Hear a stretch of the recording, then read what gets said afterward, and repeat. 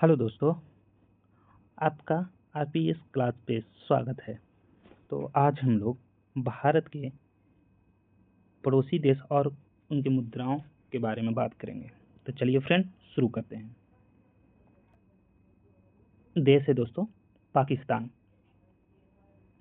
पाकिस्तान, इसकी राजधानी इस्लामाबाद है। इसकी मुद्रा पाकिस्तानी रुपीज है। स्वतंत्रता दिवस इसकी 14 अगस्त 1947 का है, यानी कि भारत से एक दिन पहले। ठीक है। नेशनल संसद का नाम नेशनल असेंबली है। संसदीय सीट 342 है। और यहाँ पे राष्ट्रीय गान कौमी तराना है। राष्ट्रीय गान क्या है? कौमी तराना। और इसका संसद का एक और नाम है दोस्तों मंजलिसे शूरा। ठीक, तो आपने पाकिस्तान के बारे में सारा चीज जान ली है दोस्तों। अब चलते हैं अगले पेज पे।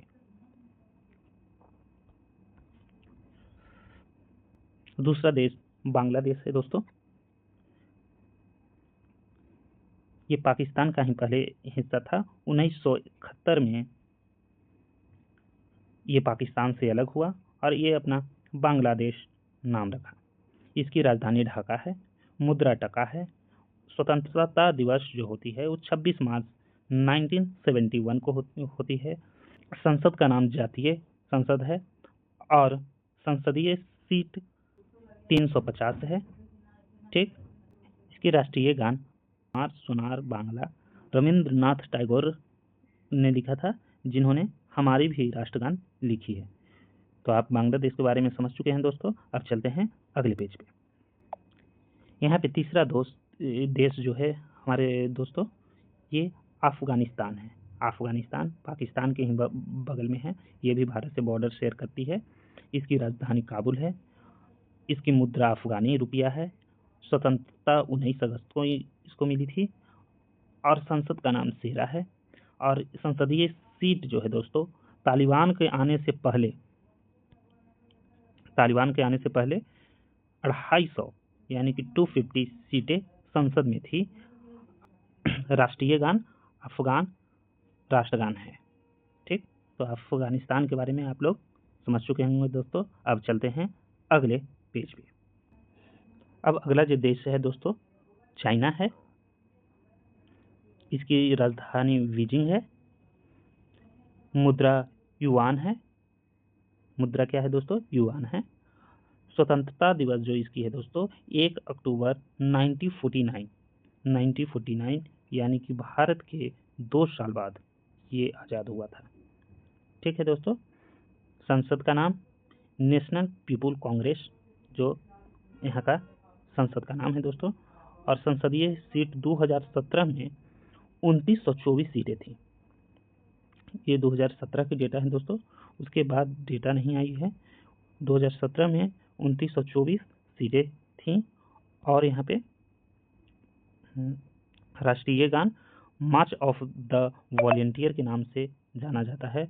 इनकी राष्ट्रगान मार्च ऑफ द वॉलेंटियर। अब चलते हैं अगले पेज पे। पांचवा देश है दोस्तों भूटान।